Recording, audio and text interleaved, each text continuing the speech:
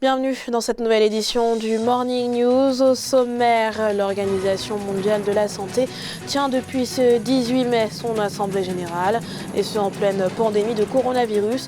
L'OMS vivement critiquée dans la gestion de cette crise sanitaire. Le monde appelé à tirer des leçons de la pandémie de Covid-19 et notamment auprès du continent africain. 5 chefs d'État du continent ont ainsi été appelés à témoigner sur leur gestion efficiente de la pandémie à l'occasion d'une table ronde menée par le New York Forum Institute.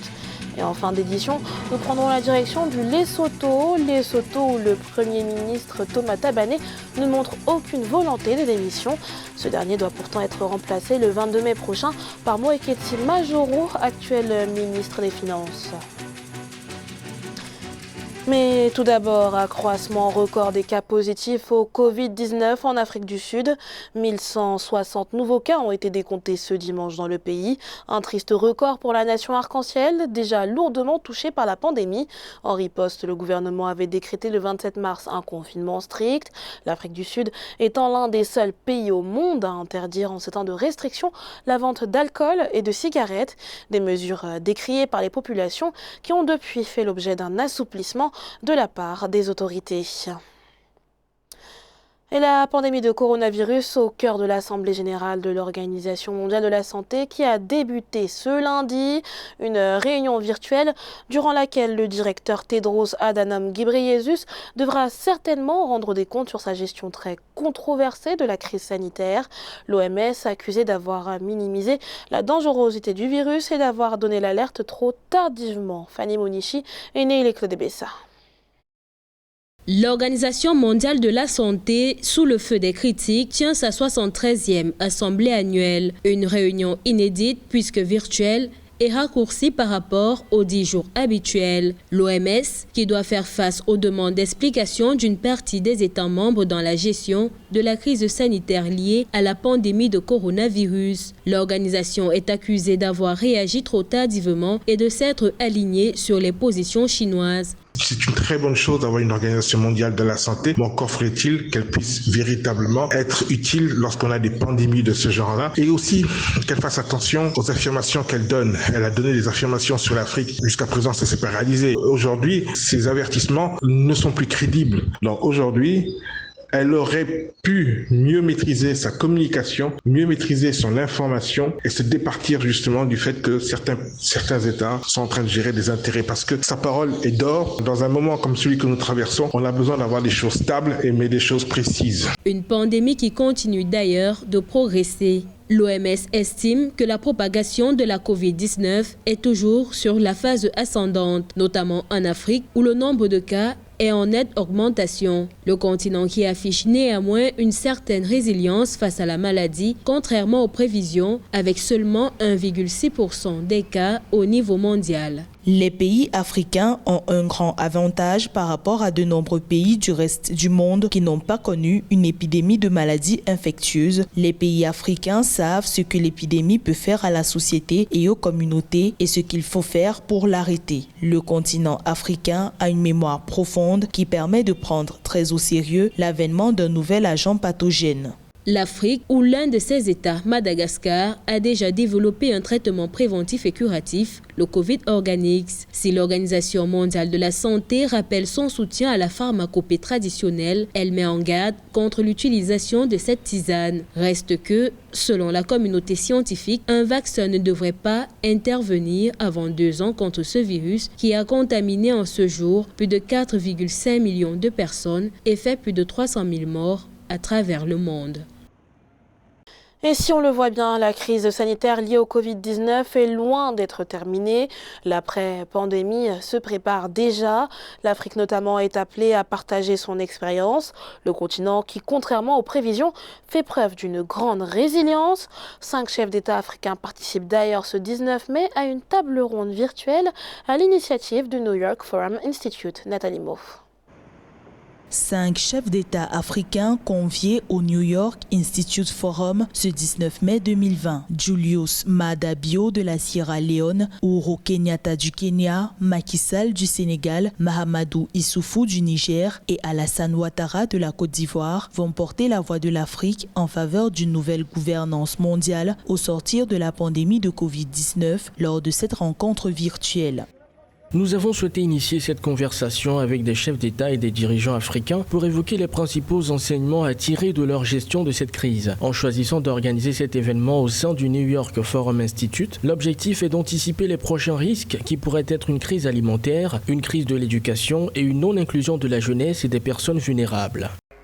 La pandémie de Covid-19 a montré les limites des systèmes de résilience économique et sanitaire de nombreux pays. Fort de ce constat, les États africains ont développé des mécanismes locaux de lutte en se basant sur leurs réalités existantes. Aujourd'hui, le continent a déjoué les pronostics avec 3,35% de taux de létalité au Covid-19, le taux le plus faible au niveau mondial.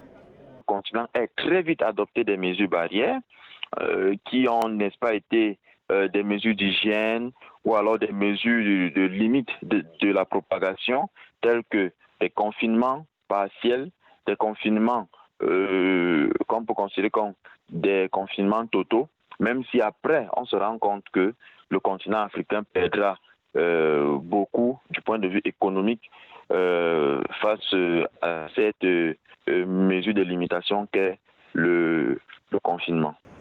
Le New York Forum Institute, qui présente le 21e siècle comme celui de grands bouleversements, reconnaît l'Afrique comme un acteur important des changements à venir. La plateforme accompagne la mise en œuvre de programmes de croissance économique des pays grâce à la création de nouvelles alliances depuis 2010. Dans l'actualité également, une victoire pour l'activisme politique en Algérie. Abdelwahab Fersaoui et Ibrahim Daoudadji sont libres. Les deux figures du mouvement de protestation anti-régime Irak ont été libérées ce dimanche par la justice algérienne, respectivement condamnées à 1 an de prison ferme pour atteinte à l'intégrité du territoire national et 6 mois de prison pour incitation à attroupement non armé. Abdelwahab Fersaoui et Ibrahim Daoudadji ont vu leur peine réduite à du sursis. Rebondissement dans le bras de fer opposant le Premier ministre Thomas Tabané au reste de la classe politique au Lesotho. Accusé du meurtre de son ex-femme, Thomas Tabané, 80 ans, est sommé par son parti, la Convention de tous les Basotho, de quitter ses fonctions. Une démission qui devrait, selon un accord, avoir lieu le 22 mai prochain, mais qui ne semble pas concorder avec le calendrier que s'est fixé le Premier ministre. Un sujet d'Ange Nomenio. Thomas Tabane, Premier ministre du Lesotho, peu enclin à quitter le pouvoir. Censé quitter ses fonctions à la suite d'un accord le 22 mai, le chef du gouvernement n'avait pas pour autant confirmé ce départ. Bien que lâché par sa coalition, il a récemment reçu un soutien pour le moins inattendu. Le Premier ministre ne peut pas, quelle qu'en soit la raison, être obligé à démissionner. Obliger le Premier ministre à quitter ses fonctions par un processus qui n'est pas sanctionné par la Constitution s'apparenterait à un coup d'État. Pourtant, le 22 mai prochain, le Parlement du Royaume doit se réunir pour approuver la nomination d'un nouveau Premier ministre, l'actuel ministre des Finances, Mweketi Majoro. Nomination qui, de toute évidence, n'entre pas en conformité avec le calendrier fixé par Thomas Tabane, qui, pour rappel, est accusé du meurtre de son ex-femme en juin 2017. Lorsque le procureur général de la République estime que les choses devraient se dérouler conformément à la Constitution, la même Constitution garantit les droits à l'accès à la justice à tous les citoyens Basotho de la même manière. Or, le Premier ministre est accusé de quelque chose de grave. Il était en contact avec les meurtriers de son ex-femme. Est-il coupable? Non, il bénéficie d'une certaine présomption d'innocence, mais en dehors du pouvoir, il risque de se retrouver devant les juges et d'être éventuellement condamné si sa culpabilité est prouvée. Le mandat de Thomas Tabane à la tête du gouvernement devait, pour rappel, prendre fin en 2022. Mais âgé de 80 ans, le chef du gouvernement a toujours martelé qu'il quitterait ses fonctions plus tôt, en juillet 2020, notamment en raison de son âge. 99%, c'est le taux d'inflation atteint en avril dernier au Soudan, en cause la hausse des prix des denrées alimentaires, notamment les céréales, de la viande, du lait et du pain. À noter que ce chiffre était déjà de 82% le mois précédent, un sacré revers pour les espoirs nourris par de nombreux Soudanais à la suite de la fin du régime de l'ancien président Omar el-Béchir en avril 2019. Graziella Tchakounte et Nathalie Mo. Les prix des denrées alimentaires poursuivent leur envol au Soudan. Le Bureau central des statistiques a annoncé ce samedi un taux d'inflation sans précédent de 99% en avril 2020. Céréales, viande, lait, pain, les produits de première nécessité sont particulièrement impactés, une situation qui fait craindre une nouvelle poussée de fièvre. Je crois simplement que la situation peut devenir dangereuse et ce n'est dans l'intérêt de personne. Le monde entier devrait accorder de l'importance et de l'intérêt à cette transition politique qui est en train de prendre place dans ce pays afin qu'elle se passe dans toute tranquillité. La chute du régime el-Béchir en avril 2019 et la formation d'un gouvernement de transition avaient pourtant suscité l'espoir d'un développement économique et social. Mais un an plus tard, le Soudan accumule tous les maux d'une économie à bout de souffle. Les autorités de Khartoum sont confrontées à un manque de ressources sur fond de pandémie de Covid-19.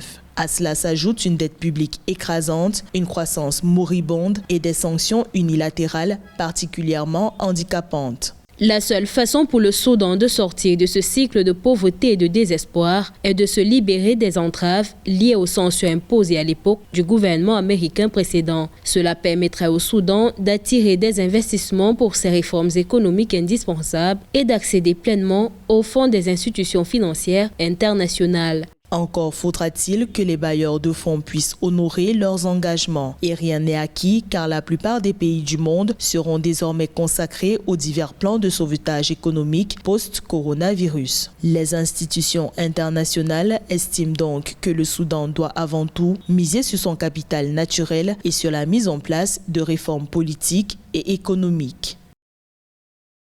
Dans le reste de l'actualité, report de la fermeture des centrales à charbon en Afrique du Sud. L'ESCOM, la compagnie nationale d'électricité, a en effet décidé que les sites de Groovley, Camden et Ndrina devraient fermer à l'horizon 2030. Une manœuvre qui permettra à la compagnie d'être en phase avec les politiques de développement durable approuvées par le pays. Angelo Megno. 2030. En Afrique du Sud, c'est à cette date que l'ESCOM, la compagnie électrique nationale, envisage de fermer ses 3 plus vieilles centrales à charbon, ce qui signifie de manière concrète un report. En raison des contraintes liées aux capacités de production et pour permettre aux autres centrales de subir les maintenances prévues, nous avons décidé de continuer l'exploitation de Grootville et de les fermer d'ici à 2030. Des enquêtes sont en cours sur les normes à respecter dans ce cadre. Les sites de Grootville, Camden et Ndrina sont ainsi en première ligne. L'objectif affiché par l'entreprise nationale est de maintenir sa capacité électrique. Il faut dire que l'entreprise a de multiples reprises été critiquée par la population sud-africaine, et ce en raison des coupures à répétition.